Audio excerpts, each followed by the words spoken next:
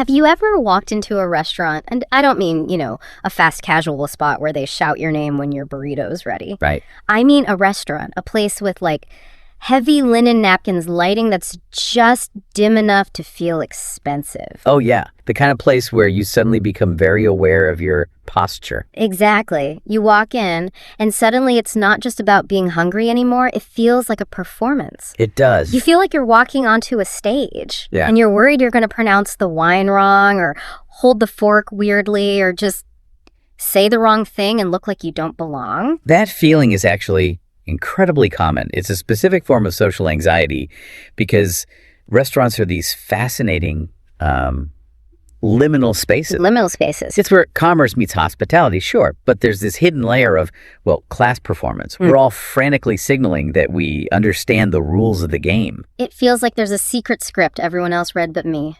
Well, for today's deep dive, we found that script. But here's the twist. It comes from a place you might not expect. We've been analyzing this really comprehensive guide titled Mastering the Art of Dining Out in English. Now, on the surface, it was designed as a language lesson for non-native speakers. But when we actually dug into it, it turned out to be so much more than just a vocabulary list. It's essentially a psychological playbook. The playbook, that's the word. It breaks down exactly how social signaling works in a dining context. It really maps out the difference between a transactional interaction, I give you money, you give me calories, and a relational one, which is what we call dining. And that is the mission for today. We are going to take this source material and unpack the difference between merely surviving a restaurant experience, getting fed without, upsetting the staff, and mastering it. Dining like a pro. We're going to look at the specific words that shift the power dynamic at the table. It's really about the shift from functional language to status language, and it starts right at the front door. So let's unpack this. The source material breaks it down into levels. We start with the essentials, which they categorize as survival mode. This is for, the listener who just wants to get to the table without breaking a sweat. Right. You walk in and you're face to face with the gatekeeper, the host or hostess.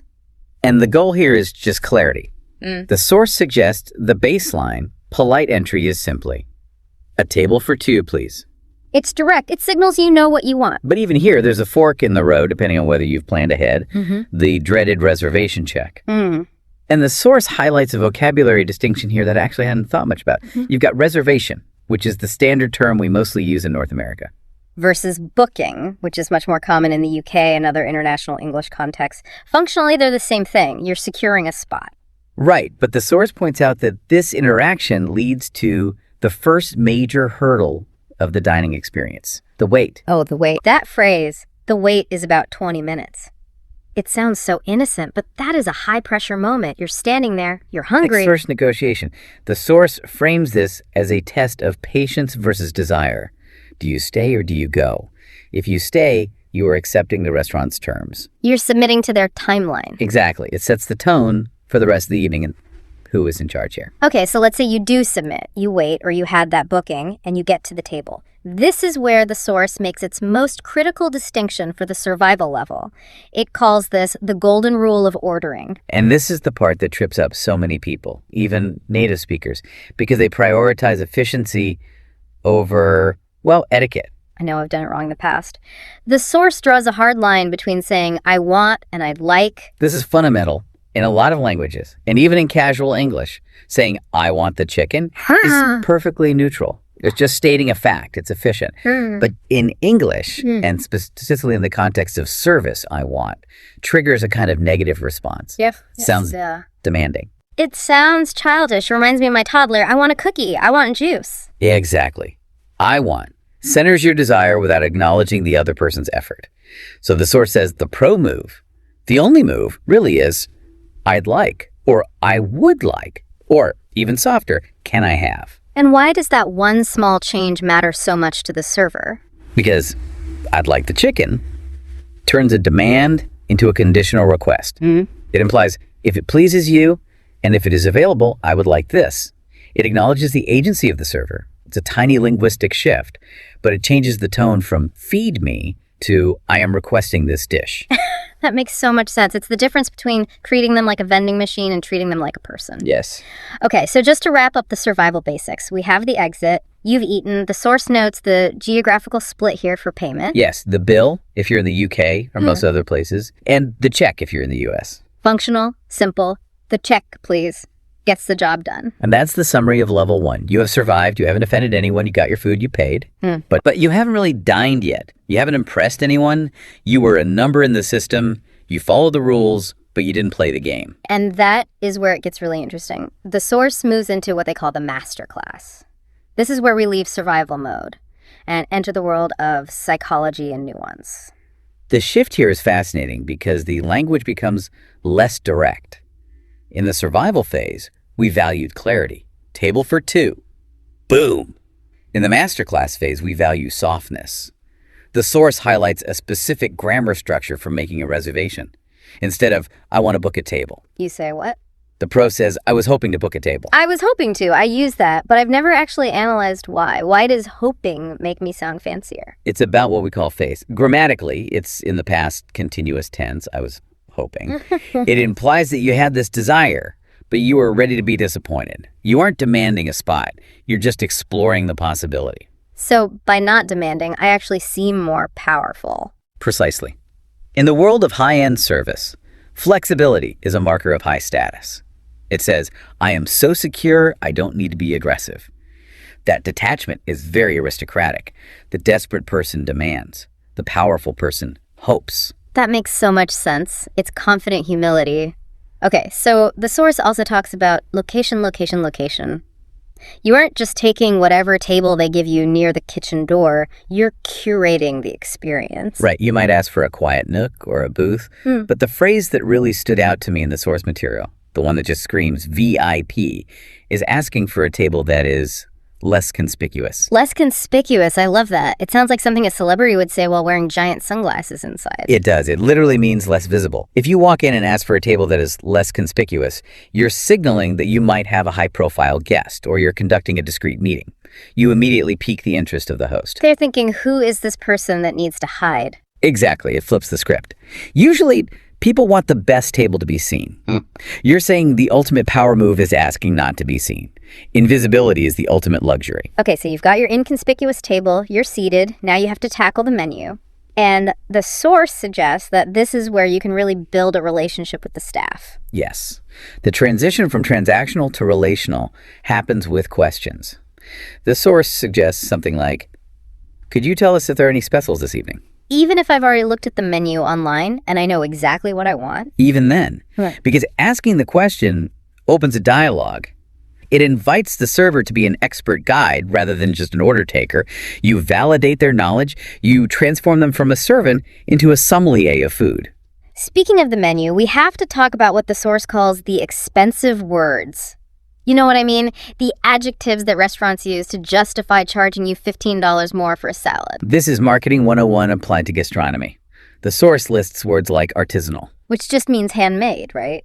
Essentially, yes. But handmade sounds like a craft fair. Artisanal sounds like a master craftsman. It adds value. Or heritage.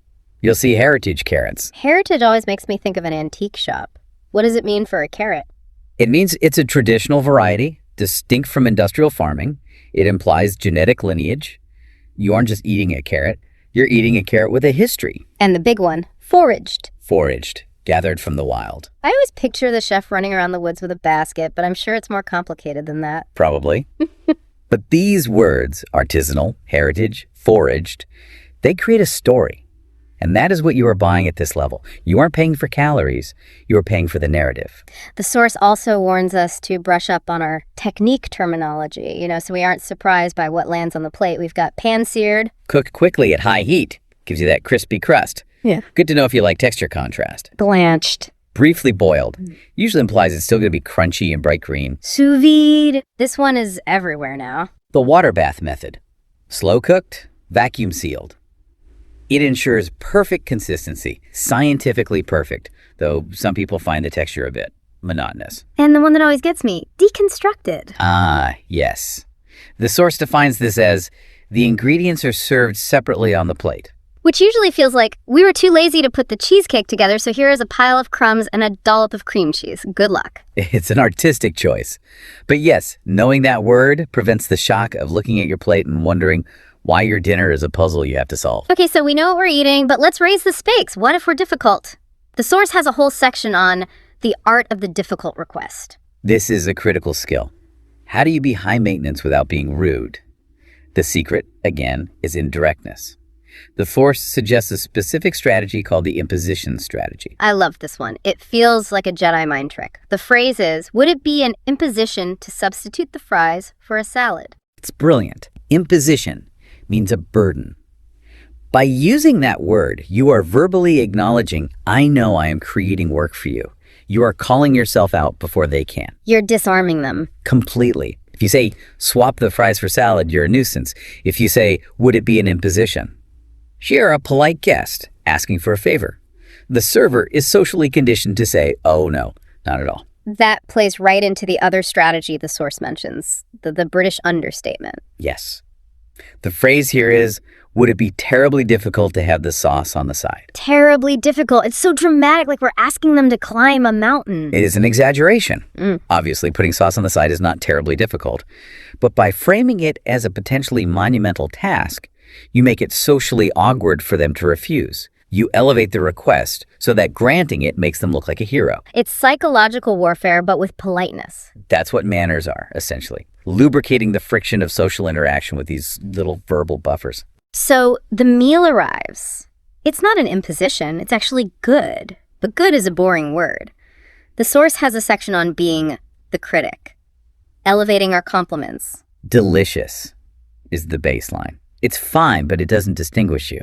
Delicious is what you say about a sandwich your mom made. The source suggests words like exquisite or sublime. A triumph. I feel like I need a monocle to say that. This soup is a triumph. It's theatrical, sure. But more importantly, the source encourages descriptive precision.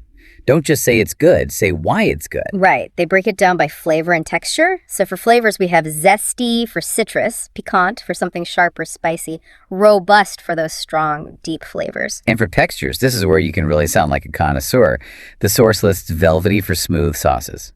And my personal favorite, unctuous. Unctuous, that is a word that feels like what it describes. It sounds thick. It does. It refers to rich, oily meats or sauces. If you describe a slow-cooked pork belly as unctuous, you immediately raise your social standing at the table. You sound like a food critic. Or someone who reads the dictionary for fun. But hey, it works. It signals that you are paying attention to the mouthfeel, not just shoveling food in. It forces you to actually analyze the experience. Okay, we've dined. We've been inconspicuous. We've eaten unctuous heritage pork. Now comes the painful part. The specific vocabulary of the finale, paying the bill. The source describes this as a social dance, specifically when you are in a group. Yeah. It's rarely as simple as just handing over a card. Oh yeah, let me get this. No, I insist. No, you got it last time. It's this fake battle we all do. It is a performative struggle for generosity. Yeah. And then you have the logistics. Split the bill, which usually implies a 50-50 split, versus go Dutch. Go Dutch. I've always used that, but the source clarifies it means paying only for exactly what you ate. Right. Which is functionally the fairest way, but socially it can sometimes be seen as a bit stingy, depending on the group. Splitting the bill is more relational. Going Dutch is transactional. And finally, the fine print, the service charge. This is a huge point of confusion. It confuses so many people. The key term the source highlights is discretionary. You'll see a discretionary service charge of 12.5% has been added. Which implies optional, right? If I look up discretionary, it means I have a choice. Technically, yes. However, the social contract, and the source is extremely clear on this, implies it is expected, unless the service was actively bad. They spilled soup on you and insulted your mother. Right. Unless it was a disaster, removing a discretionary service charge is a major breach of dining etiquette. It's a trap word. It means optional, but it really means mandatory. It's the I was hoping to of bills. It sounds soft, but the expectation is hard. So what does this all mean? We've gone from table for two to, is this risotto unctuous? We've covered a lot of ground. If we zoom out, the takeaway here isn't just about memorizing a few fancy words to impress a waiter. It's about understanding that vocabulary shapes experience. It changes how the staff treats you? It does. When you use softeners, like I was hoping, or you acknowledge the imposition, you are treating the staff with a higher level of respect. In return, you often get better service, a better table. You become an ally, not a customer. And using words like unctuous or piquant, even if it feels a little pretentious at first, forces you to actually taste the food. You aren't just eating, you're analyzing, you're present. Exactly. The language creates a framework for enjoying the moment. It elevates the act of eating into the art of dining. So here is a final thought for you to chew on, pun intended. Next time you dine out, try it. Try using the imposition strategy. But ask yourself this. Does changing your words actually change the taste of the evening? Does the food taste better because you called it unctuous instead of just good? That's the power of language. It frames our perception. I'd argue, yes, it probably does. I think it just might. Thanks for listening to this deep dive into the art of dining out. We hope your next meal is an absolute triumph. Bon appetit. See you next time. I want you to close your eyes for a second. No, seriously, just humor me. Picture this scenario. Okay. You've just walked into a restaurant. And I don't mean, the local taco spot where they know your name and your order. I mean a restaurant. Right. With a capital R. The kind of place where the door is this heavy, solid wood. You walk in, and the transition from the street it's jarring. Yeah. The lighting drops about 40%. Oh, yeah. And the ambient noise shifts from honking cars to this low, obscure jazz bass line that just screams sophistication. The kind of place where the air conditioning is set to a temperature that implies you should be wearing a jacket even in July. Exactly. And the tablecloths are terrifyingly white. Don't even think about spilling a drop of water white. Right. The pressure is on from the moment you sit down. It is. And you're sitting across from someone you really, really need to impress. Maybe it's a first date that you're, reaching a bit for. Maybe it's a potential client who represents, 40% of your yearly revenue. Or maybe it's your future in-laws who still think you aren't quite good enough for their child. So the stakes are incredibly high. It's not just dinner, it's a performance. It's a stage. It is a stage. Yeah. And you are the lead actor, but then the props arrive. Ah, yes. The waiter, who is wearing a suit that fits better than anything in your closet and speaks with an accent you can't quite place, hands you a menu. And it's heavy. It's heavy. It feels like a hardcover book. Yeah. And then the wine list. The leather-bound Book of Doom. The dreaded book. It lands on the table with a heavy thud. And you open it up, trying to look casual, and suddenly it feels like English has just left the building. It's just a wall of text. It looks like ancient hieroglyphics. You see years, you see regions you've never heard of, you see prices that look like mortgage payments. And you start sweating. You start sweating. Yeah. You realize the waiter's standing there, hands clasped, just watching you, waiting for you to say something smart. And that right there, that is such a universal anxiety. I think almost everyone, unless they're actually in the industry, has felt that specific imposter syndrome moment in a fine dining setting. Totally. You're paying for this premium experience, but you feel like a student who didn't study for the final exam. Or let's raise the stakes even higher. You survive the wine list. Yeah. Somehow. The food comes. You ordered the soup. You take a spoonful, expecting that warm comfort, and it's cold. Oh, no. Not gazpacho intended to be cold, just room temperature. Yeah. Tepid. Ugh, the worst. But you look at the waiter, who is just terrifyingly professional, and you freeze. You don't want to complain. You don't want to be that person. Yeah. So what do you do? I think most people, they eat the cold soup, they drink the wine they accidentally order that they hate, and they leave feeling defeated and ripped off. Well, today, we are fixing that. We are doing a deep dive into a fascinating set of source materials regarding fine dining English. Yeah. But, and I want to be very clear about this right off the bat, this is not just a vocabulary lesson. We're not just going to read you dictionary definitions of forks. No, this is much, much more interesting than that. If we look at the source material, specifically the guide on wine etiquette and elegant complaints, what we're really talking about is, it's social engineering. Social engineering. You said that that. Sounds intense. For ordering dinner. But that's what it is, isn't it? It's about confidence. It's about control. The mission of this deep dive is to take you from being that nervous diner, the one who eats the cold soup, and turn you into a sophisticated patron who controls the room. And the tool you use to do that it's just language. It's just language. It's amazing how the sources highlight that specific words act like keys. You just turn the key and suddenly the door opens. Exactly. And what's so fascinating here and what the source material really digs into is the power of nuance. The idea that by changing a single word, literally shifting from an objective statement to a subjective one, You can completely alter the outcome of the meal. You can get what you want without ever sounding rude. And honestly, I'm in it for the hacks. I'll admit it. There is a specific tip in here about how to order wine without looking cheap while also not spending a fortune. That just, it blew my mind. Oh, it's a classic. I wish I'd known it 10 years ago. It would have saved me so much money and so much embarrassment. It is a brilliant bit of psychology, and it works because it relies on this unspoken social contract between the diner and the server. So here's our roadmap for this deep dive. We're going to break this down into 3 main pillars, all based on the source. First, we're going to tackle navigating the wine list. We'll give you the code word so you don't have to fake it anymore. The big one. Second, we are entering the danger zone, the art of the polite complaint. How to send food back and have the waiter actually love you for it.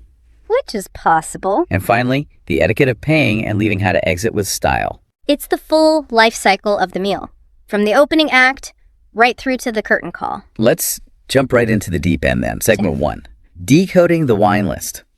The source material makes this really funny, but very accurate observation right off the bat. It says wine lists often feel like you're reading a foreign language. That is because, for all intents and purposes, they are. I mean, it's a specialized dialect. You've got geography, you've got agriculture, chemistry, history, all just smashed together into one list. Right.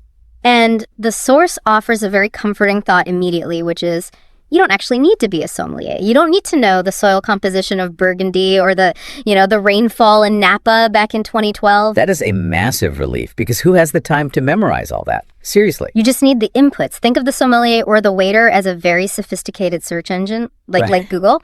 They are there to find the right bottle for you. But like any search engine, they only work if you put in the right keywords. If you just sit there silently, or you give these vague inputs like, I want something good, you get random results. So let's look at these keywords. The source breaks it down pretty neatly into red and white. Let's start with red wine. I feel like this is where the most pressure is. You want a red wine, but you don't know the labels. What do you say? Okay, so the source suggests moving away from flavors, at least at first. Things like cherry or berry, which are fine, but they can be a bit amateur. Okay. And instead, focusing on structure. The 2 key terms here are body and palate. Palate.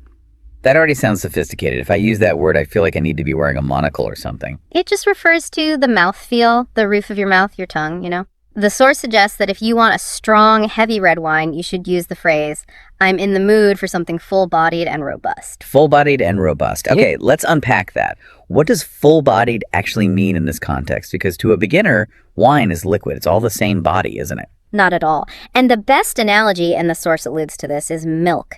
Think about the texture of skim milk in your mouth. Okay, watery. It's watery, it's thin, it passes over your tongue really quickly. That is light-bodied.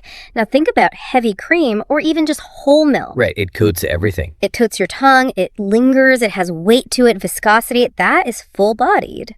Okay, that makes perfect sense. So when I ask for full-bodied, I'm really just asking for that heavy cream sensation, but in wine form. Precisely. And robust signals intensity. It signals power, flavor density, probably a higher alcohol content. By using those 2 words together, you're signaling a desire for a strong, heavy red wine. So you're not guessing a grape? No.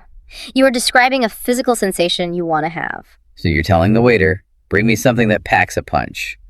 You're not trying to pretend you know the difference between a Malbec and a Merlot. And because you're using the industry terms, the waiter immediately respects you. They hear full-bodied and robust, and they think, okay, this person knows what they like. They know exactly where to look in the book. You've just narrowed their search from 500 bottles down to maybe 50. Wow. Okay. Now let's flip it. What if you don't want to get knocked out by your wine? What if you want something lighter? Maybe you're having a salad or fish, or you just don't like that heavy feeling. Then you use the counter option, which the text provides. You say, I'm looking for a red that's a little lighter on the palate. Lighter on the palate, okay. And the source adds a specific technical detail here that really elevates your game. You add, perhaps with soft tannins. Soft tannins. Okay, I hear the word tannins all the time. I nod along like I get it. But what exactly are we asking for when we say soft tannins? What is a tannin? So in the simplest terms, tannins are a chemical compound. They're found in grape skins, seeds, and stems. But for you, the drinker, tannins are a feeling. A feel? Yeah. Think of oversteeped black tea. You know when you leave the tea bag in for way too long? Oh, yeah. It gets really bitter and dry. Exactly. It gets bitter, but more importantly, think about what it does to your gums and your cheeks. It makes them feel dry, almost fuzzy, like all the moisture just got sucked out of your face. The cotton mouth feeling. That is the astringency of tannin. That's what it feels like. Yeah. So if you ask for soft tannins, you're telling the waiter, I want a smooth wine. I don't want that drying, astringent cotton mouth sensation. So lighter on the palate, soft tannins. It sounds so much better than just saying, I don't like the strong stuff. It frames your preference as a sophisticated choice, not a lack of tolerance. It tells the waiter you understand the structure of wine and you're making an informed request. Let's switch to white wine. The vocabulary changes completely here, right? You probably wouldn't ask for a robust white, would you? It's rare. The source gives us two very distinct paths or lanes for white wine. Lane 1 is for the people who want freshness. The key words here are crisp and zesty. Crisp and zesty. It sounds like a salad dressing, but I get the vibe. It implies acidity. It's all about that bright, sharp feeling. Think of biting into a green Granny Smith apple or a squeeze of lemon.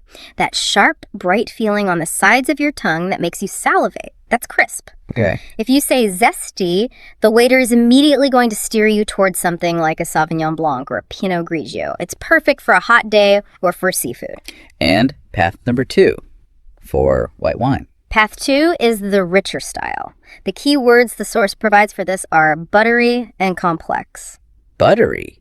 Now, the source specifically links this to a certain type of wine, right? Yes, it specifically mentions Chardonnay. That's the classic example. I have to ask, is there actual butter in it? No, not at all. It's actually a byproduct of the winemaking process, specifically something called malolactic fermentation, and also from aging in oak barrels. Oh, okay. When you say buttery, you're describing the texture and the flavor profile that comes from that oak aging.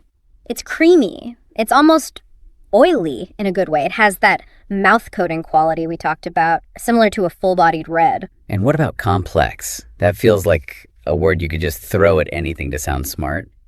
It can be, but when you use it correctly, it means I want layers. It means you don't just want it to taste like grapes or one fruit. You want it to taste like fruit, and then maybe some vanilla from the oak, and then maybe some spice.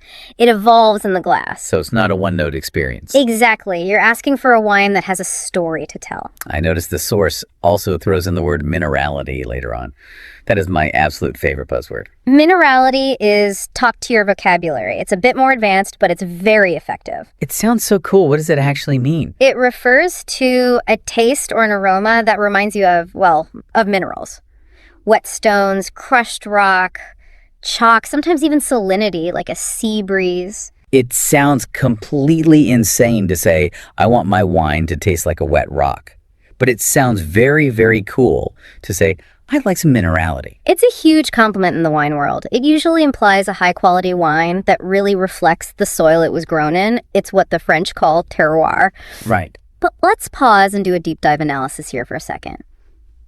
Why do we use all these words? It's not just to show off. It feels a little like showing off. A little bit, maybe. Yeah. But the real function is to help the server do their job better. If you sit down and say, I want a white wine, they might have 50 options. They have to start profiling you. They're just guessing. They're guessing. Does this person look like they like Chardonnay? It's a total gamble. But if you say, I'm looking for something crisp and zesty with a bit of minerality, they have maybe 3 options that fit that perfectly. You've narrowed the field for them. You've done most of the work for them. You are collaborating to find the perfect bottle. So you're making their life easier by sounding smart. It's a win-win. Exactly. It's a partnership. But now we have to talk about the part of the wine list that makes everyone, and I mean everyone, sweat. The numbers on the right side of the page. The price. The budget. Yeah. The elephant in the wallet. Always. You've just asked for a full-bodied and robust red. The sommelier's eyes light up, they get excited, and they recommend this beautiful 2015 Barolo that costs $280. And your heart just sinks. It drops into your stomach. Really? Because you wanted to spend maybe $60. But you're on a date. Yeah. You absolutely cannot look at the waiter and say, ugh, that's too expensive, show me the cheap stuff. It kills the mood instantly. It makes you look cheap and it makes your guests feel awkward, like they're a financial burden. It's a social disaster. So the source has a pro tip for this that I think is the highlight of the entire text. It is the ultimate budget hack. It is a maneuver that relies almost entirely on nonverbal communication. It's beautiful. It's almost theatrical. Okay, walk us through the choreography of this move. Okay, so you have the wine list open in front of you. You scan the list, ignoring the names, just looking at the prices. You find a bottle that is in your price range. Let's say you find a random bottle for $60. That's your comfort zone. Okay. But, and this is the important part, you have no idea if it's any good. You don't know the producer. It doesn't matter at all. So I just pick one in my price range. You pick one, and then you physically point with your index finger to that bottle on the list. You make eye contact with the waiter and make sure they are looking at where you are pointing. Okay, I'm pointing. And you say the magic phrase. Could you tell me a little about this one? Could you tell me a little about this one? That's it. That is it. That is the entire move. Okay, let's break down the social dynamics here. Yeah. Why on earth does this work so well? It works because waiters and sommeliers are socially intelligent professionals. When you point to a specific line on the menu, they see the price immediately. Their brain registers it. They understand, okay, the customer is pointing at the $60 range. Right, so they get the data point without you ever saying the number. But, and this is the absolute genius of it, because your verbal question is, tell me about this wine, the conversation stays on the topic of quality and flavor, not money. Oh, wow. You haven't uttered a single digit. You haven't said the word dollar or price or budget. So to your date or your client, you sound like a connoisseur. You sound curious. Oh, tell me about this interesting vintage. You sound so engaged. But to the waiter, you are silently screaming, my budget is $60. Do not go over $60. Exactly. And a good waiter will pick up on that signal instantly. They will either describe that wine or, and this is what usually happens, they will say, that's a lovely choice, but if you like that style, you might also enjoy this one. And they'll point to another bottle that is very close in price. They'll stay in your zone. They will stay in your zone. They won't suddenly pivot to the $200 bottle because you visually anchored the negotiation. It saves the diner from feeling cheap. It keeps the conversation focused on taste. I mean, that is absolutely brilliant. It removes the awkwardness completely. The money conversation happens silently, eye to eye with the waiter, while the verbal conversation remains polite and sophisticated for everyone else at the table. I am 100% using that. It feels like a secret agent move. Okay, so we've successfully ordered our wine without going bankrupt. The meal is underway. The appetizers were great. But then the music stops. Uh-oh. Something goes wrong. Segment 2. The art of the polite complaint. The source highlights things like a tough steak or soup that is tepid, which is such a great word for lukewarm. And the source correctly identifies this as the danger zone. It is. Why is it so scary to complain? I mean, logically, you should. Because we're conditioned to be polite. We fear that if we complain, we'll sound aggressive or demanding. We fear that angry customer stereotype. We don't want to ruin the mood of the table for our guests or ourselves. Exactly. The whole Karen stereotype looms so large in our culture. You don't want to be the person making a scene. But at the same time, you also don't want to eat a bad meal that you're paying a lot of money for. It's a real conflict. So the source introduces this core strategy called softening your language. This is probably the most critical skill in English politeness, and frankly, in life. Directness is so often interpreted as rudeness in these contexts. Softening acts like a shock absorber. It's the padding that prevents the collision. And the first specific technique they give is something called the pre-apology. The phrase is, I'm so sorry to be a bother, but... No, just stop and think about that for a second. The restaurant served you cold soup. It is 100% their mistake. Why are you apologizing? That's what I always wonder. It feels completely backwards. Here, let me apologize for your incompetence. But it's a psychological disarming tactic. By apologizing first, you are signaling, I'm not an enemy, I am a nice person who hates to complain. You are positioning yourself as a reluctant complainer, not an angry one. It lowers the waiter's defenses. Completely. If you snap your fingers and say, waiter, this is cold, they immediately brace for a fight. Their adrenaline spikes, they go into defensive mode. But if you start with, I'm so sorry to be a bother, their empathy goes up. Oh, interesting. They see a nice person who is uncomfortable, and their professional instinct is to help the nice person who is sorry to be a bother. It totally flips the script. You become the ally in solving the problem, not the enemy who created it. Exactly. Okay, so you've disarmed them. Now you have to actually state the problem. The steak is like leather. The source warns us very clearly, do not use objective language. Right. Do not say, the steak is tough. Why not? I mean, if it's tough, it's tough. That's just a fact. Because this steak is tough is an objective claim about reality. It is an accusation. It implies the chef failed. It implies a fact that can be disputed. The chef might say, no, it's not. That's how we cook it here. Now you're in an argument about the fundamental nature of the steak. Okay, so what does the source recommend instead? It suggests shifting from objective language to subjective language. And the key phrase to unlock this is, I'm finding. I'm finding. So instead of, it is tough, you say, I'm finding my steak to be a little on the tough side. I'm finding my steak to be a little on the tough side. It's so much longer, but it feels so much softer. Let's do a deep dive analysis on that phrase, I'm finding. This shifts the focus from the steak, the object, to you, the subject. You are describing your experience of the steak. And you can't argue with someone's experience. Exactly. Imagine I say to you, this room is cold. You might check the thermostat and say, no, it's 72 degrees, it's actually fine. We can argue about the objective temperature. Right. But if I say, I am feeling cold, you cannot argue with me. It is my feeling. I own it. It's inarguable. That's a great analogy. So if I say, I'm finding this steak tough, the waiter cannot possibly say, no, you aren't finding it tough. It removes the possibility of contradiction. It frames the issue as, my personal experience isn't optimal, rather than, your product is bad. It makes the waiter want to fix your experience rather than defend the food. That is such a subtle but massive difference. I'm finding the soup a little tepid. It sounds almost like a personal quirk rather than an attack on the kitchen. And look at the other softener in there, a little on the tough side. Even if the steak is like shoe leather, using the diminutive a little allows everyone to save face. It suggests the problem is minor and easily fixable, even if the real fix is a whole new steak. It's all about de-escalation. Constant de-escalation. Okay, so the source gives another great phrase for when the food isn't technically wrong, but it's just not what you wanted. Maybe it has a weird flavor profile. Maybe it has cilantro, and you're one of those people who hates cilantro. Right. The phrase is, this isn't quite what I was expecting. Ah, the expectation gap.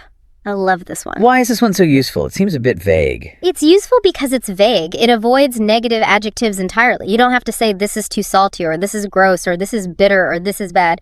You are simply identifying a gap between your mental image of the dish and the reality on the plate. So, I was expecting X, but I got Y. And the implied, unspoken solution is, can we work together to close this gap? The waiter will almost always say, oh, I'm so sorry, what were you expecting? Let me get you something else.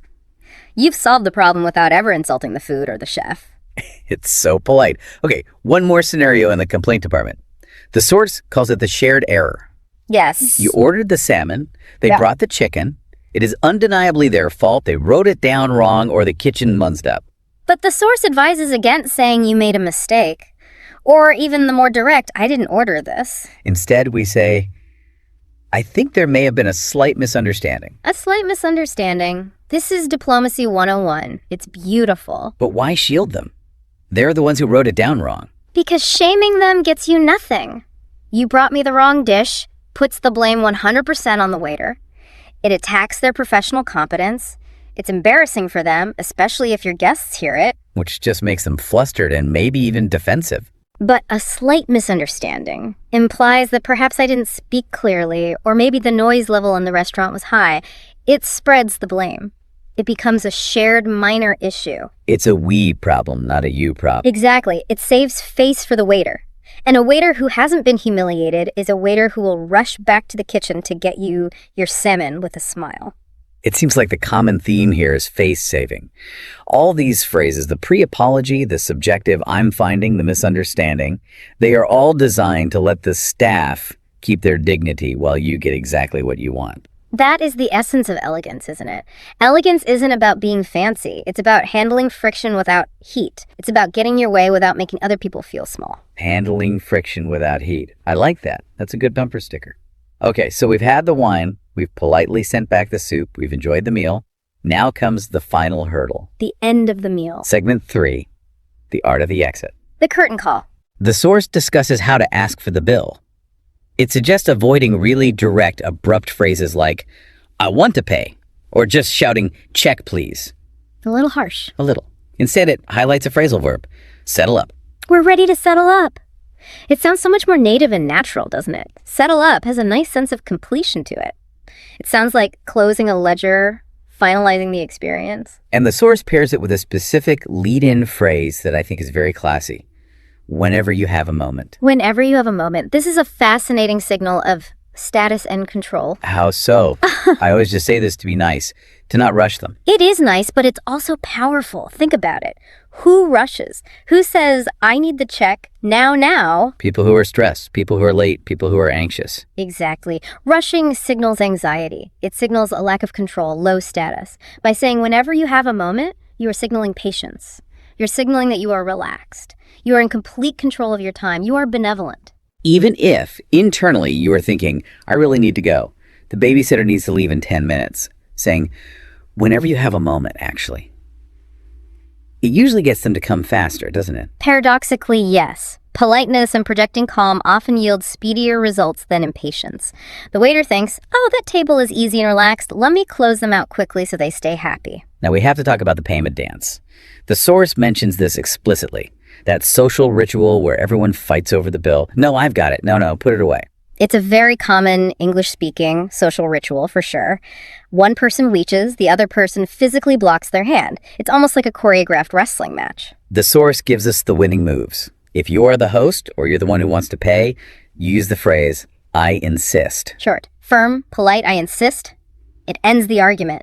It doesn't really leave room for negotiation. It signals, this discussion is over and I have won. It's the checkmate move. But what if you are the person who is not paying? You want to be polite, you don't want to look like a freeloader, but the other person has just said, I insist. How do you accept gracefully? The source provides the perfect response. You can get the next one. You can get the next one, or if you're the payer, you can say that to the guest. Don't worry, you can get the next one. This is a brilliant social maneuver. It's so important. Why? What's the psychology there? Because it preserves the dignity of the person who isn't paying. It doesn't feel like charity. It feels like a turn-based game. It reframes the gift. It's not a gift, it's a turn. It's a turn. I am buying this one. You will buy the future one. It creates a social contract. It implies a future. Yes, that's the key. It says, we will see each other again. It cements the relationship, whether it's business or personal. It allows the guest to accept the free meal without guilt because they've essentially just promised to return the favor later. That is so true. It turns a financial transaction into a bond. Exactly what it does. And finally, the exit itself. You've paid or you've settled up. You are walking out the door. The coat check is done. The staff says goodbye. The source warns us, don't just leave. You need an exit line. A final impression. It matters. The recommended phrase is, thank you, everything was superb. Superb! A great word choice. Why superb? Why not just good or great? Good is boring. Great is generic. Superb is a specific, somewhat elevated word that signifies true excellence. It has weight. It's strong. It leaves a mark. It ensures you leave on a high note. And here's the really, really important part the source points out. Use this phrase even if things went wrong. Really? Even if the soup was cold and the stage was tough? Especially if the soup was cold. If you complain politely and they fixed it graciously and then you say everything was superb, on the way out, you are closing the loop. You are telling the entire staff, you recovered perfectly. I am happy. There are no hard feelings. You're absolving them of the earlier mistake. Yes. You leave as a gracious, sophisticated patron, not as the guy who complained about the soup. It protects your reputation at that restaurant for the next time you go. That is a really important insight. It's about the lasting impression, not just the moment-to-moment experience. The art of the exit is all about how they remember you after you're gone. So let's synthesize all of this. We've covered a lot of ground here. We've learned to ask for full-bodied wines with soft tannins. We've learned to point at the menu to save money. We've learned to say, I'm finding, instead of it is. And we've learned to end the night with superb. It's a complete toolkit for navigating a very specific social situation. The source puts it really well in the conclusion. Dining out should be a pleasure, not a stress test. That's the core philosophy, isn't it? These words, these phrases, they are just tools to remove the friction, to remove the anxiety. And when you remove the anxiety of, what do I say? Do I sound stupid? You're free to actually enjoy the food and the company. It's about being present. You can't be present if half your brain is worried about looking stupid. Precisely. You're there, enjoying it. I want to leave our listeners with one final thought. Bit of a challenge, really. We've spent this whole deep dive talking about restaurants, which is great. But as you were speaking, especially about softening language and shared errors, I couldn't help but think, this applies everywhere. Oh, it really does. These aren't just restaurant skills. Think about your workplace. Think about your relationships at home. Absolutely. Imagine using the expectation gap with your boss. Instead of saying, this project is a complete mess, saying, this isn't quite what I was expecting regarding the timeline we discussed. It's a completely different conversation. Or using the subjective framing in an argument with your partner. Instead of, you are being annoying, saying, I'm finding this conversation a little stressful right now. I think there may have been a slight misunderstanding. That phrase alone, that phrase could probably save 1,000 marriages and careers. So that's the real takeaway, I think. These aren't just fine dining hacks. They are people hacks. They're empathy hacks. They're communication tools for life. Go out there and use them. Order the wine, send back the soup, and do it all with style. Thanks for listening to The Deep Dive. Goodbye, everyone. See you next time. Welcome back to The Deep Dive. Today, we're doing something a little different. A little more formal. A little more formal, yeah. We're putting on our best clothes. We are, checking our posture in the mirror, and we're stepping into a world that makes a lot of people, and I'll include myself here if I'm being honest, just a little bit nervous. We are looking at the art of dining. High-end dining. High-end dining, yes. And I don't mean how to hold your fork or, which side the bread plate is on. Or the napkin swan. Or whether you should fold your napkin into a swan. Exactly. Those are, they're just mechanics. Today, we're talking about something much more subtle. We're talking about the verbal dance of a high-end meal. It really is a dance, isn't it? Or maybe theater. I think of it as theater. It has a script, it has actors, and it has a very, very specific set of stage directions. Exactly. It's theater. And the script is what we are completely obsessed with today. We're diving into a masterclass in English dining etiquette, and we're looking specifically at the power of precise language. Yeah. Our source material for this is really fascinating. It's a role play scenario from the Learning English podcast, and it's called The Ultimate Dining Role Play, putting theory into practice. And what's so invaluable about this particular source is that it's not just a dry list of words. It's not a glossary that just says menu, a list of food. Right. It's a whole narrative. It has two very distinct characters, Emma, who plays the diner, and John, who plays the waiter. And they act out a full evening, from the second she walks in the door to the moment they leave, all set in this fictional high-end restaurant called the Lexicon Lounge. The Lexicon Lounge. I absolutely love that name. It's great, isn't it? It sounds like a place where if you split an infinitive, they politely ask you to leave. Or the soup of the day is alphabet soup, but it's arranged in iambic pentameter. Yes. It just sets this tone immediately. And our mission today really is to deconstruct this role play. We're going to go through it pretty much line by line, almost like we're analyzing a play or, a legal text. Right. And we're going to try and uncover how specific words and specific phrasing can completely change the power dynamic and the whole tone of a meal. That phrase you just used, power dynamic, that's so important here. I'm glad you brought it up because, usually when you think of going out to dinner, you think of relaxing. You let go. Of course. You sit down, you eat, you pay, you go home. Why on earth is there a power dynamic involved? Because in any service environment, and this is especially true in these high-end luxury dining situations, there is this constant invisible negotiation going on. A negotiation. About what? About who is actually leading the experience. Right. Is the waiter rushing you through your meal so they can free up the table for the next reservation? Are you, the diner, being maybe a bit too deferential to the chef because you're afraid of looking, uncultured? Oh, I've been there. We all have. And the source material frames this whole concept as the art of soft power. Soft power. That sounds like a political term, like something you'd hear in a foreign policy briefing. It is, usually. But here it applies to social interaction. It's all about how to get exactly what you want, whether that's a better table or a slower pace for the meal, or even sending back a steak that isn't cooked right without ever being rude. Without raising your voice. Without raising your voice. Yeah. It's about how to remain the protagonist of your own dinner without becoming the villain of the story. So it's about being assertive, but masking that assertiveness in extreme politeness. Precisely. It's the classic iron fist in a velvet glove. Yeah.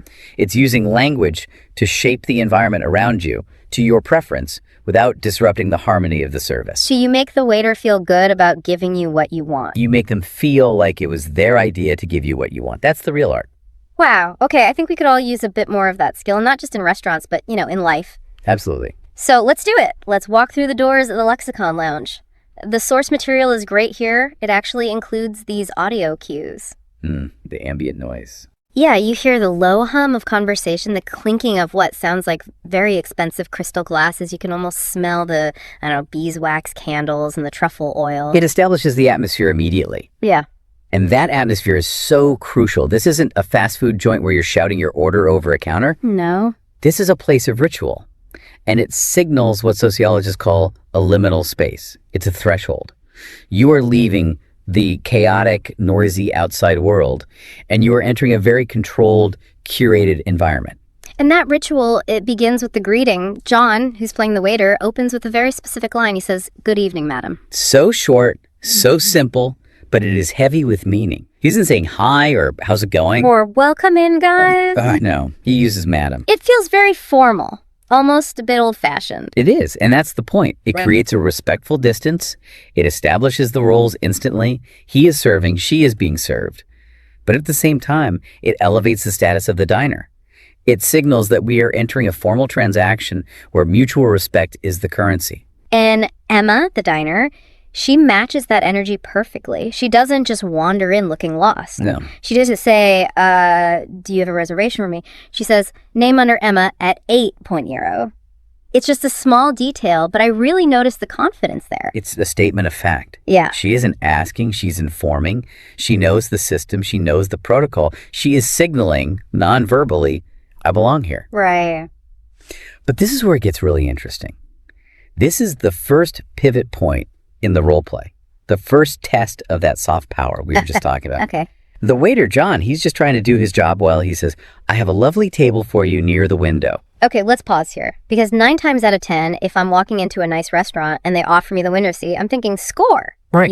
Little people watching, maybe a nice view. You get good natural light for the obligatory food photos.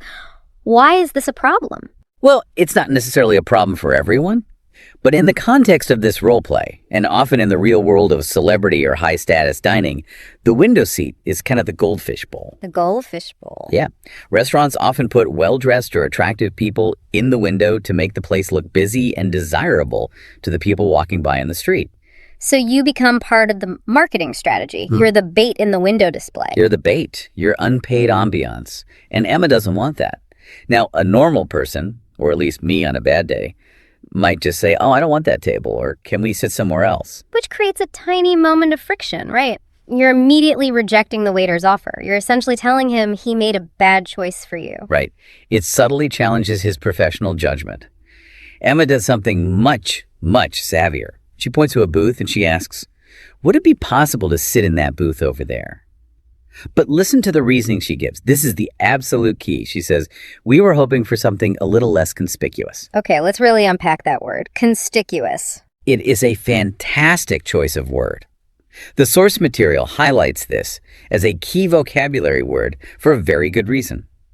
Conspicuous comes from the Latin conspicuous, which means visible or striking. So, standing out. Attracting attention. Exactly. Being clearly visible to others. So why use that specific word? Why not just say, I'd like some privacy? Well, think about the psychology of it. If she says, I don't like the window table, she's criticizing the table. She's creating that friction. Okay. If she says, I want privacy, well, that can sound a little bit illicit, can it? Like she's conducting a secret business deal or maybe breaking up with someone. Right. Privacy has this connotation that you have something to hide. Exactly. But by saying, we are hoping for something a little less conspicuous, she frames the entire request around her own desire for discretion. She isn't saying the window table is bad. She is saying that she needs to be less visible. So it's not about the table, it's about her. It's about her.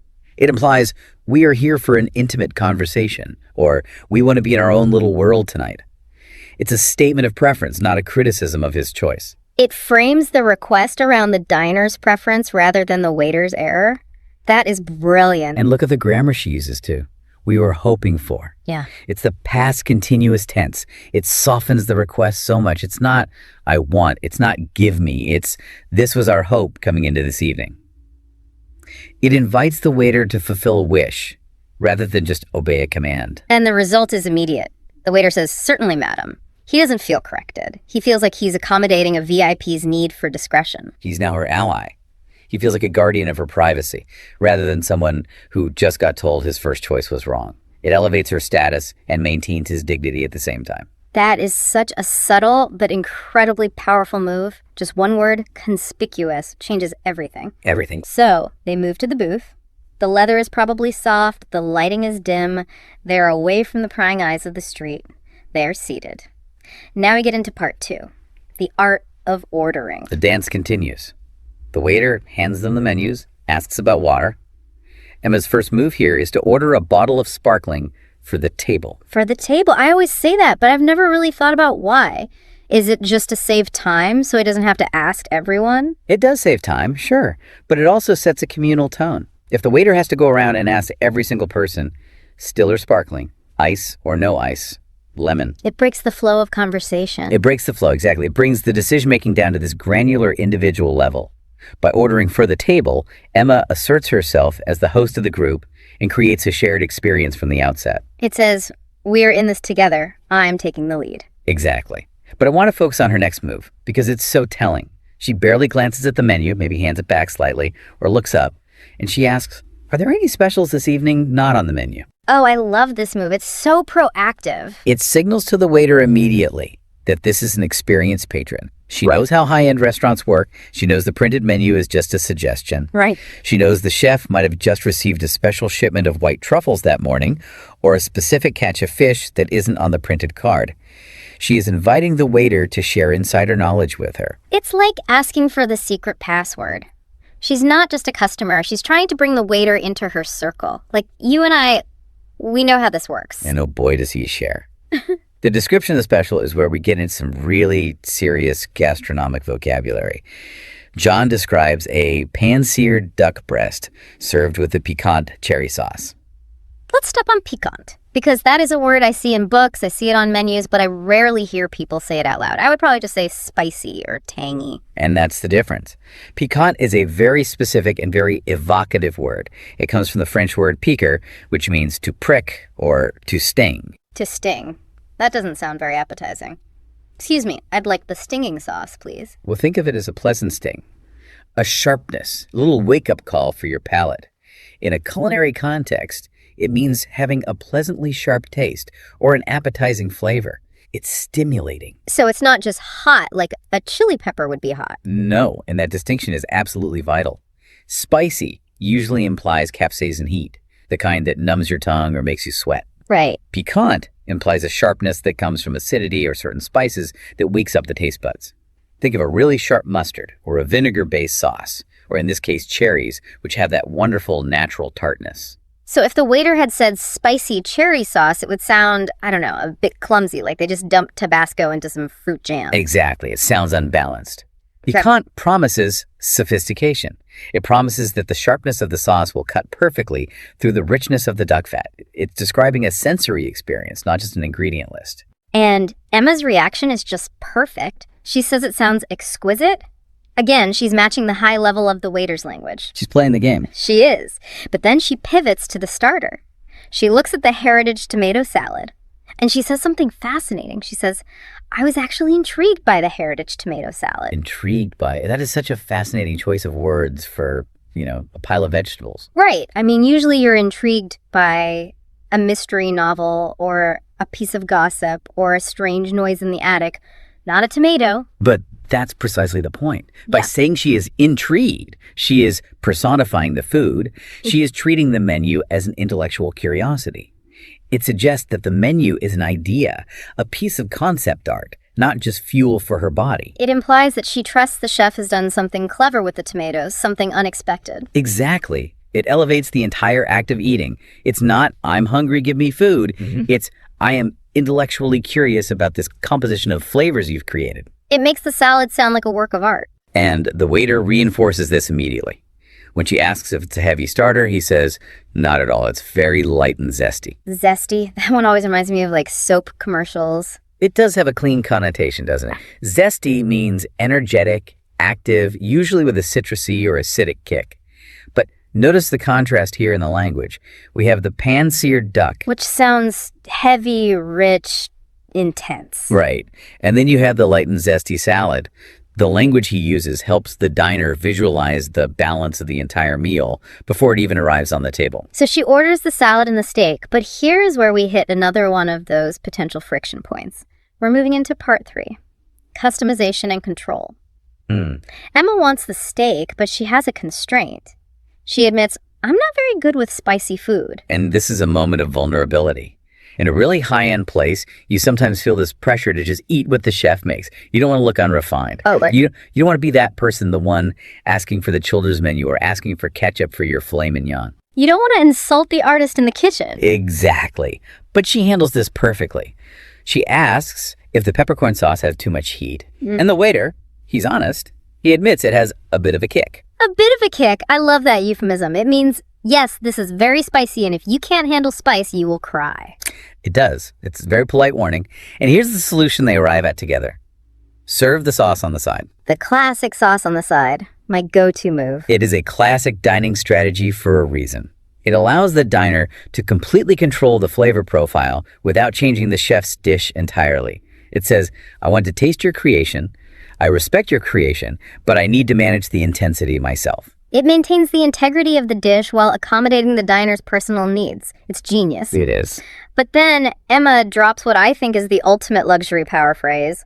The order is in, the wine is poured, everything is set, and she says, we're in no rush, so please feel free to pace the courses out for us. Pace the courses. I want every single person listening to this to mentally underline that phrase. What is she actually asking for here? Why is this such a power move?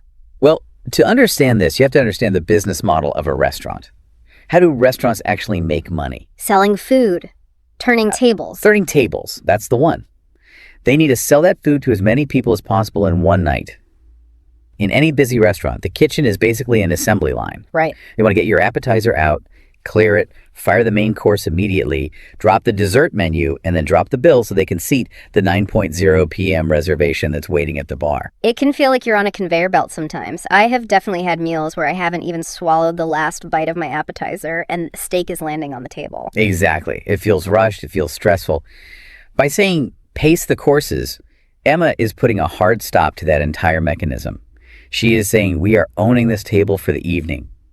She is asserting that her time and her comfort are more important than their efficiency. It transforms the meal from just a biological necessity, eating because you're hungry, into a genuine leisure activity. It implies we have nowhere else to be. It absolutely screams luxury, the luxury of time. And look at the waiter's reaction in the role play. He doesn't argue.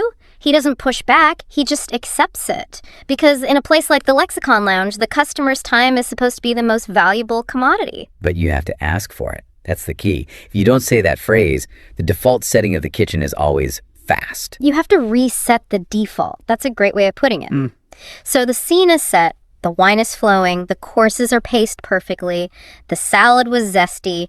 But then disaster strikes. Dun. Or, a minor culinary mishap strikes. We're now entering part 4. The conflict. The dreaded cold steak. This is my personal nightmare. I hate sending food back. I will eat a burnt burger. I will eat a cold soup. I just don't want to be that person. I get it. I feel like I'm insulting the staff or I'm causing a scene. You're not alone in that. It triggers a very deep social anxiety for a lot of people. We're conditioned from childhood to be polite, to not make a fuss. But the source material gives us an absolute masterclass in how to complain without actually complaining. Okay, let's break it down step by step. The waiter comes back to do the check-in. How is everything tasting? Now, Emma doesn't just blurt out, my steak is cold. No. First, she starts with a positive. She says, the salad was sublime. There's another one of those high-value adjectives. Sublime. It means elevated, awe-inspiring, of excellence. By saying this, she is banking goodwill with the waiter. She is showing him that she isn't a complainer by nature. She's establishing her credentials as a reasonable person. She's establishing her credentials, yes. She recognizes quality when she sees it. She's essentially saying, I am a reasonable person. I know good food. So when I tell you there's a problem, you should believe me. It's the classic compliment sandwich approach, isn't it? In a way, yes. But then comes the pivot. The problem is the steak is a little on the cold side. But she doesn't just say, hey, this is cold. She uses a very, very specific grammatical construction. She says, I hate to mention this, but I'm finding my steak to be. Okay. This is the masterclass in soft power right here. Let's break that sentence down piece by piece. First part. I hate to mention this. It signals reluctance. Yeah. It signals that she values the harmony of the evening and she wishes she didn't have to disrupt it. It immediately puts her and the waiter on the same side of the problem, both of them wishing that everything was perfect. It removes any sense of aggression. Okay, and then the second part. I am finding my steak to be. This is the most critical linguistic shift in the entire roleplay. You have to contrast that with just saying, the steak is cold. The steak is cold sounds like an accusation. It sounds like an objective fact. You served me a cold steak. Exactly. It targets the kitchen or it targets the waiter. It is an objective statement of reality that almost demands a defense. But I am finding it to be frames the entire issue as a subjective experience. Yeah. It suggests, maybe it's just me, maybe my personal preference is for it to be hotter, maybe my mouth is numb, but this is my perception of the situation. It softens the accusation into an observation. It leaves room for the waiter to save face. Exactly. You cannot argue with someone's feelings or their perception. If she says, it is cold, he might instinctively want to touch the plate and say, well, the plate is hot. But if she says, I'm finding it to be cold, he has to accept her experience as valid. And look at the modifier she uses, too. She doesn't say, it's freezing or it's stone cold. She says it's a little on the cold side. It's classic British understatement at its absolute finest. Even if the steak is ice cold, phrasing it as a little on the cold side makes her request for a new one seem incredibly reasonable, not angry. She minimizes the problem while still demanding a complete solution. And it works like a charm. The waiter immediately apologizes. I am so sorry. He doesn't get defensive. He doesn't make excuses like, well, it sat under the heat lamp while you were talking for 20 minutes. He just says, let me take that back. Prepare a fresh one. And that's the proof. The soft approach yields the perfect result with zero conflict. The dinner party continues, the mood isn't ruined, and the waiter probably feels more eager to please her now because she was so gracious about the restaurant's error. That is the key. If she had snapped at him, he might have replaced it, but he would have been resentful. The vibe would be dead. The vibe would be dead. Oh. But now, he's on a mission. He's on a mission to redeem the restaurant in her eyes. Which leads us very nicely into part 5. The conclusion of the meal. The redemption arc. The second steak arrives. It's probably sizzling. The waiter checks in, I imagine a little nervously this time. And Emma. She delivers the verdict. She says it was a triumph. Triumph. Such a great word. A victory. It closes the narrative loop of the cold steak incident perfectly. It tells the waiter, you have succeeded. We are back on track. All is forgiven. And then she drops my absolute favorite word of this entire deep dive. She's describing the texture of the new steak. Yeah. And she says it was incredibly unctuous. Unctuous. U-N-C-T-U-O-U-S. A fantastic word. Now, I'll be totally honest. When I hear the word unctuous, I sometimes think of a slimy used car salesman. Right. You know, someone oily and insincere. Oh, he was so unctuous. And that is the figurative meaning. Yes. An unctuous person is overly flattering, slippery, sycophantic. It is a very negative trait in a human being. Okay. But in the culinary world, it goes back to its Latin root, unctus, which means ointment or oil. So when you're referring to food, it's actually a good thing. Oh, absolutely. It's a huge compliment. Okay. It refers to meat that is rich, lush, and oily in a pleasant way. It implies a silky mouthfeel, usually from slowly rendered fat or collagen. So like a braised short rib that just falls apart or a piece of pork belly? Exactly that. Think of something that coats your tongue with richness. So it's a much better word than just saying tender. Well, tender just means soft. You can have a tender piece of chicken that's also incredibly dry. Unctuous implies juice, fat, flavor, richness. It's a complete sensory description. I love that. The steak was unctuous. I am going to try to use it. It sounds expensive just saying it. It certainly does. It signals that she understands and appreciates the role of fat in flavor, which is a very sophisticated palate. So the meal is a triumph. The steak was unctuous. The sauce was piquant. Everyone is happy. But now comes the part everyone dreads. The payment. The return to reality. The magic fades. But even here, the language softens the blow. Emma says, we are ready to settle up whenever you have a moment. Settle up. Let's talk about that. Why do we say that instead of just pay the bill? Yeah, why not just say, can we have the check, please? Paying the bill sounds purely transactional. It sounds like a purchase at a grocery store. It puts the cold, hard focus on the money. Right. Settling up sounds like concluding an arrangement between gentlemen or gentlewomen.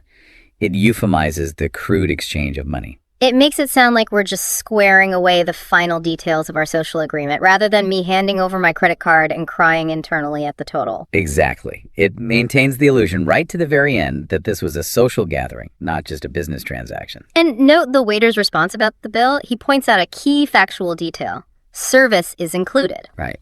Which is incredibly helpful. No awkward math at the table, no pulling out the calculator app on your phone. It keeps things smooth. And finally, the farewell. Emma says it was a superb evening. Ending on a high note, even after the cold steak, even after the table change. And that is the ultimate victory of the soft power approach. By handling all the little hiccups with grace and precise vocabulary, the overall impression of the evening remains superb. She didn't just consume the experience, she managed it. That is a fantastic way to put it. She curated her own evening using words as her tools. So that's the role play. But the source material, the Learning English podcast, it doesn't just end there. They actually break character. We enter what you could call the meta layer. Yes, the debrief. Emma and John discuss how it felt to be those people, to use that language. And Emma mentions that using a phrase like "I'm finding it to be" actually felt natural. Which is interesting, right? You would think using such formal, careful language would feel stiff and unnatural. But she says it removed the awkwardness she expected to feel when complaining. The phrase acted like a shield for her. It gave her the confidence to speak up. And then they introduce a very specific learning technique. They call it shadowing. And this is a really important concept from the source. And I think it applies to anyone learning any skill, really, not just the language. What is shadowing? Is it like following the waiter around the restaurant? No, please do not do that. That would be conspicuous in all the wrong ways. Got it. The source defines it as listening to the role play and practicing saying the phrases out loud, either simultaneously with the speaker or just after them. So basically repeating the lines, like a parrot. It's more than that. It's not just about the words. It's about mimicking the intonation, the rhythm, the emotion of the phrase. You're copying the music of the sentence, not just the lyrics. Why is this emphasized as the best way to build fluency? What's the science here? Well, language isn't just a mental exercise. It's a physical one. Your mouth has muscles. Your tongue has muscle memory. Shadowing connects the brain's knowledge of the word directly to the physical mechanics of speaking it. So you're not just memorizing the dictionary definition of conspicuous. You're practicing the physical feeling of saying, we were hoping for something a little less conspicuous. You're practicing the pause, the slight hesitation. Exactly. You are rehearsing the role play so that when you are actually in a real restaurant under pressure, the script is already in your body. It's in your muscle memory. You don't have to consciously think about it. It's like an athlete practicing a golf swing. You don't want to be thinking about your grip and your backswing when you're standing over the ball in a tournament. Precisely. You don't want to be stumbling over the pronunciation of piquant when the waiter is standing there with his notepad waiting for your order. Precisely. It builds confidence through physical repetition, not just intellectual understanding. The source hosts also do a rapid-fire recap of what they call the masterclass words. I think we should do that too. Let's just run through them one more time for our listeners to really cement them in our own muscle memory. Let's do it. The official Lexicon Lounge cheat sheet. First up, conspicuous. Standing out, attracting attention. You use this when you want to change tables without causing offense. Yeah. We'd prefer somewhere a little less conspicuous. Next, piquant. Having a pleasantly sharp, stimulating taste. You use this to describe a sauce that has both acidity and spice. It's sophisticated, it's not just hot. Pace the courses. The ultimate power move. Asking the kitchen to slow down. Buying yourself the luxury of time. Creating a leisurely, unhurried atmosphere for your meal. Unctuous. Rich, oily, smooth, lush. The highest compliment you can pay to a perfectly cooked, fatty piece of meat. And finally, settle up. The polite, elegant way to say you're ready to pay the bill. Phrasing it as concluding an arrangement, not just a transaction. It really is a lexicon of its own, isn't it? A whole sublanguage. It is. It's a code. And once you know the code, you feel much more comfortable in that environment. You stop feeling like an outsider who's going to say the wrong thing. So when we put it all together, What does this mean for us? We've gone on this whole journey from the conspicuous table to the unctuous steak. We've negotiated, we've ordered, we've complained, and we've paid. I think the key takeaway from this source material is that high-level English dining, and really, I think high-level interaction in any language or culture, is all about nuance.